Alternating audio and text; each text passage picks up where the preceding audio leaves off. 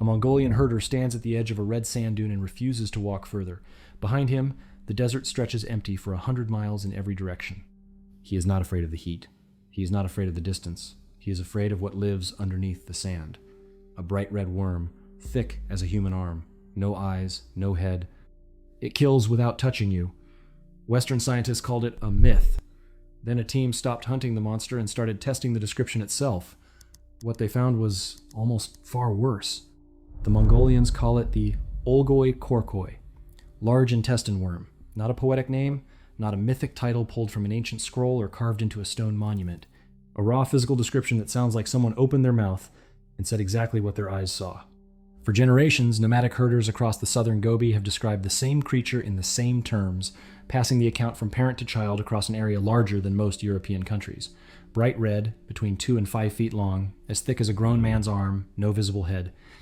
No visible eyes. It lives beneath the sand. It surfaces after rain, and it kills. Some say it sprays a yellow venom powerful enough to corrode cloth and blister skin on contact. Others say it releases an electric charge so powerful it can kill a man from several feet away. Just being near it is supposedly enough. The story leaked to the outside world slowly.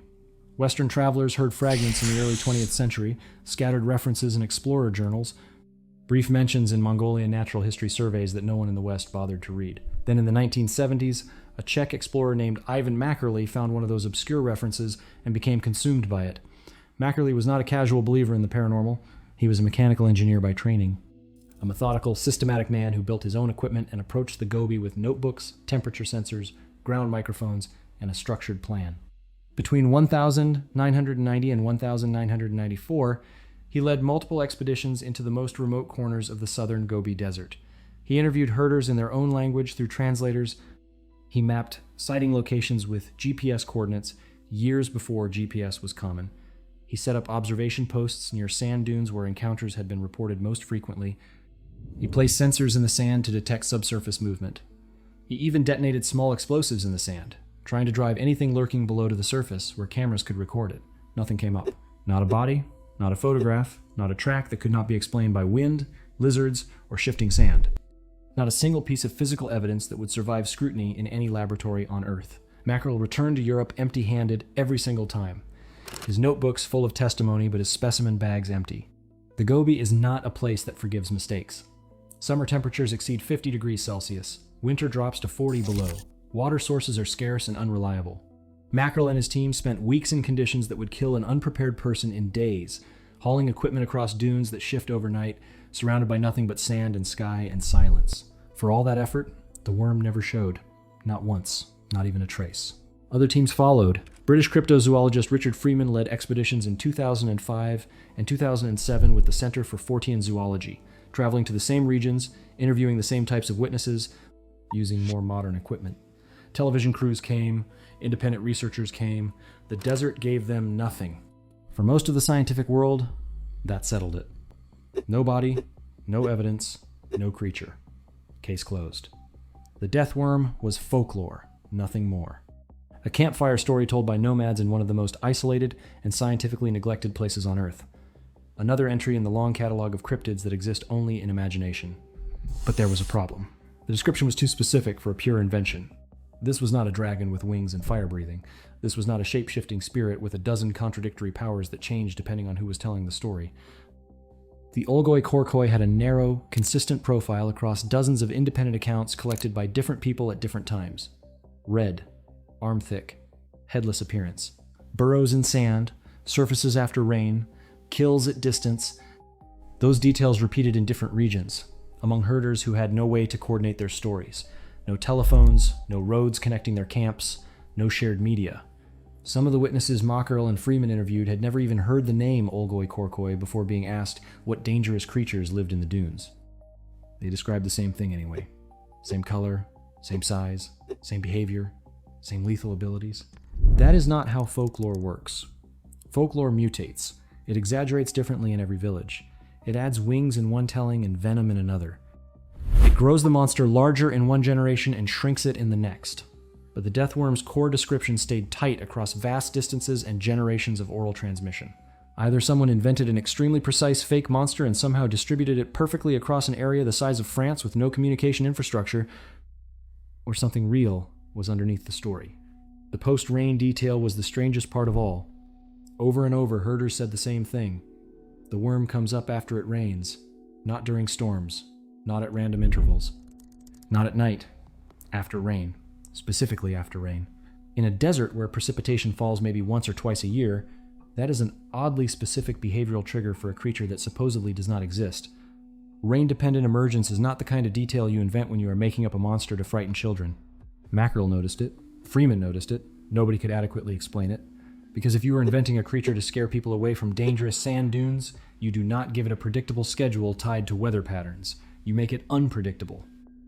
You make it come out at any time. You make it everywhere. You do not accidentally write in a biological behavior pattern that perfectly matches how real desert animals respond to moisture. And then there was the killing, the lethal abilities. 2 methods, reported consistently. Yellow venom sprayed from the body, supposedly corrosive enough to damage cloth and burn skin on contact, and electric discharge. Witnesses described a feeling like static electricity building in the air before the creature appeared, a tingling or charge that preceded the sighting. Some claimed it could kill at a distance without physical contact, as if the worm itself were a living electrical weapon that could discharge through the air. That was the part that made scientists stop listening entirely. An electric worm in the desert. It sounded absurd. It sounded like exactly the kind of supernatural embellishment you would expect to find layered onto a folk tale after centuries of retelling by people who had never seen the thing themselves. But here is what bothered the researchers who actually went there and actually sat with the witnesses. The electric claim was not a late addition. It was not a Western embellishment added after the legend reached the internet and got sensationalized. It appeared in the earliest collected accounts, spoken by elderly herders who had never spoken to a Westerner before, who had no concept of electricity as a scientific phenomenon, who simply described a sensation and an effect. They described it as a plain fact, the way you might describe a scorpion's sting or a snake's bite. No drama, no mysticism. Just this is what it does. One theory suggests the answer is cultural compression. Over generations, multiple real Gobi dangers got mashed together into one composite creature. Scorpion stings became venom spray. Centipede irritants became corrosive fluid. The real pain of a sand boa bite, painful but not lethal, became a death sentence through exaggeration over time. And maybe some unexplained electrical phenomenon in the desert air during rare storms became the electric discharge. Each individual element has a possible real source somewhere in the Gobi ecosystem. The legend just combined them into one monster. It is a reasonable theory on its surface. The problem is that cultural merging usually produces messier results, not tighter ones. You would expect some witnesses to mention only venom and others to mention only electricity. You would expect the size to vary wildly between camps, the color to shift from red to brown to orange, the habitat to change from sand dunes to rocky flats. Instead, the description held together with unnatural consistency. Almost as if the witnesses were not passing down a merged composite assembled over centuries, but describing a single experience they themselves had witnessed or heard about from a direct source. If you're tired of channels that either mock legends or worship them, subscribe. This channel tests them. Then the approach changed. Instead of traveling to the Gobi to search for a monster that had already refused to appear for decades, a different group of researchers asked a different question. Forget whether the death worm exists. Test the description itself against known biology. Take every physical detail from the legend, strip away the supernatural claims, and run what remains against known species in the region. What animal in the Southern Gobi is red, arm-thick, burrows in sand, surfaces after rain, and appears to have no head when it is half buried? One animal kept coming up. The Tartar sand boa, Eryx tataricus. It lives across Central Asia. Its documented range runs directly through the Southern Gobi Desert, precisely where deathworm sightings are concentrated. It grows to between 2 and 3 feet long, right in the lower range of what herders describe, though some larger specimens approach the upper estimates. Its body is thick, muscular, and in Gobi populations, its coloration is a reddish brown that in the low-angle light of dawn and dusk, when most herders are moving livestock across the dunes, would appear unmistakably bright red against the pale sand. But the behavior was the real match, the part that made herpetologists go quiet. The Tartar sand boa is a burrowing snake. It does not slither across the surface like most snakes. It burrows headfirst into loose sand, and when it is partially submerged, only the smooth, thick body is visible above the ground. No head, no eyes, no distinct features of any kind, just a red tube emerging from the sand. Exactly what the herders described. Exactly what they kept describing. Interview after interview, expedition after expedition, as if they were looking at a field guide photograph instead of inventing a monster. And the rain. Sand boas are opportunistic ambush hunters. When rain falls in the Gobi, even a small amount, it draws insects, small lizards, and rodents to the surface toward moisture. The sand boas follow. They come up from their burrows after rain to hunt the creatures drawn to the wet sand. Not every rain, not at random, after rain. The single most consistent and specific behavioral detail in the entire deathworm legend matched the feeding pattern of a common, well-documented snake. There was more. Herders described the worm moving beneath the sand and causing the surface to shift and ripple in visible waves. Sand boas do this. Their subsurface movement creates visible disturbances in loose sand that can be watched from a distance, a subtle rolling of the surface that looks exactly like something large is moving underneath. Some witnesses said the worm could be felt before it was seen, as a low vibration in the ground through the soles of their boots. A 2-foot snake moving through sand a few inches below your feet would produce exactly that sensation. The physical description of the deathworm mapped onto the Tartar sand boa with a precision that made several herpetologists visibly uncomfortable when they saw the comparison laid out side by side. This was not a vague similarity. This was not a stretch. This was point by point by point. Color, size, shape, habitat, burrowing behavior, post-rain surfacing, subsurface movement patterns, headless appearance when partially buried. Every observable physical trait in the legend had a direct biological counterpart in a real, documented, thoroughly studied snake that lives in exactly the place the legend comes from. Look at the comparison for a moment. Strip away the word cryptozoology. Strip away the internet sensationalism. A real snake in a real desert matches the physical description of a legendary creature with a precision that should make anyone pause. The match is not approximate, it is point for point. The kind of match that, in any other context, would be called an identification that should have ended the debate. The deathworm is a sand boa seen by people who do not distinguish between snakes and worms, amplified by fear, isolation, and generations of retelling. Case closed. Move on. Except the killing. Go back to the 2 lethal abilities that made the Olgoi-Khorkhoi famous in the first place. The yellow venom spray and the electric discharge. The parts of the legend that made it a monster instead of just an unidentified animal. The Tartar sand boa is non-venomous. It constricts small prey like lizards and rodents. It is not dangerous to humans. It has no venom glands, no fangs, no spray mechanism of any kind, no defensive chemical secretion. It is, by any standard, a harmless snake. The venom claim does not map onto this animal at all, not partially, not through any plausible misunderstanding. It simply does not fit a non-venomous snake that looks exactly like the death worm but cannot account for the venom. The most dangerous claim in the legend has no biological source in the most likely candidate, and the electricity. No terrestrial reptile, worm, or invertebrate anywhere in Central Asia or anywhere else on dry land produces external electric discharge capable of harming a human. Not a single species. Electric ability in the animal kingdom exists almost exclusively in aquatic creatures like electric eels and electric rays, which use water as a conductor to complete their circuit. Generating a lethal electric field in dry sand is biologically and physically implausible for any known terrestrial animal of any size. There is no candidate. There is no near miss. There is nothing in the known biology of this region that explains this claim. The reversal landed hard. The body of the death worm was real. The biology matched. The habitat matched. The behavior matched. The post-rain emergence matched. The subsurface movement matched. But the weapons, the specific details that transformed a burrowing snake into a desert horror story, had zero basis in any known species. Scientists had not debunked the legend. They had split it in half, and the half that survived the split was the impossible half. Think about what that actually means. If the sand boa is the answer, then multiple independent herders across a vast region looked at a common, non-venomous, completely harmless snake and independently decided it was a lethal electrical weapon that could kill without touching you. That is not simple misidentification. That is not a language barrier. That is a consistent, geographically distributed false belief attached to a real animal that poses no threat whatsoever, and nobody has a clean explanation for why. It is one thing for an isolated person to mistake a harmless snake for something dangerous. People misidentify animals everywhere. But for that same misidentification to repeat across hundreds of miles of desert, among people with no connection to each other, with the same impossible lethal details attached each time, that requires an explanation beyond simple error.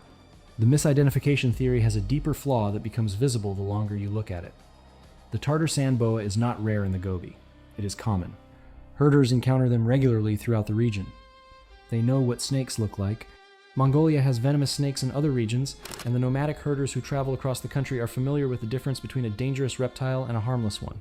If they were simply misidentifying a sand boa, You would expect some herders to say it is a snake and others to say it is a worm, and the confusion to be uneven and inconsistent.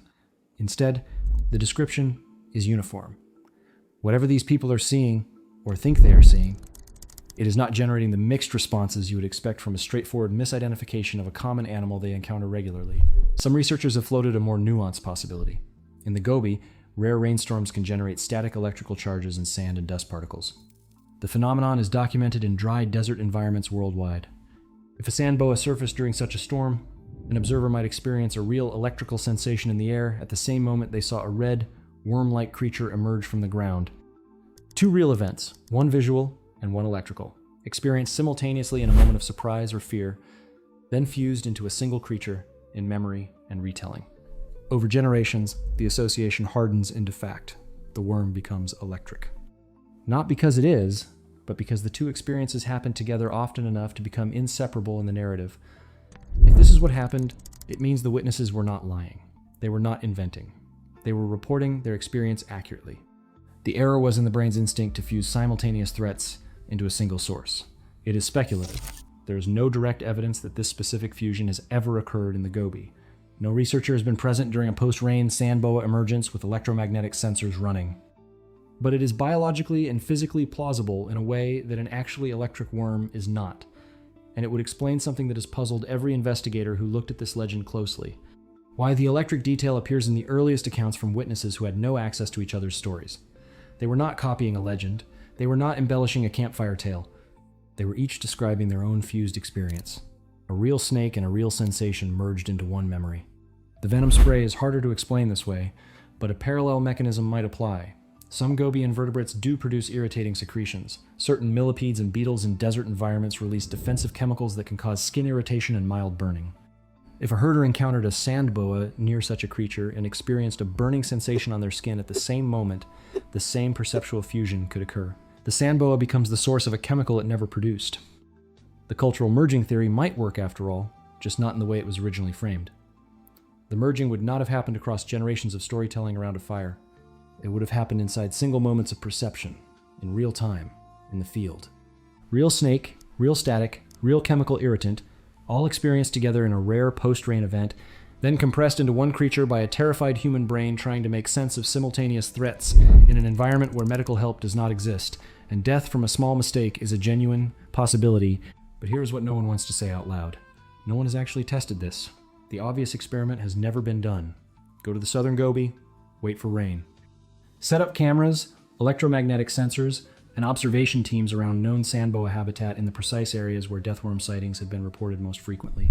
Record everything that surfaces. Every electrical reading in the air, every animal interaction, every insect and invertebrate active in the area. See what actually happens when a sand boa comes up after a storm in the exact place where the deathworm was born.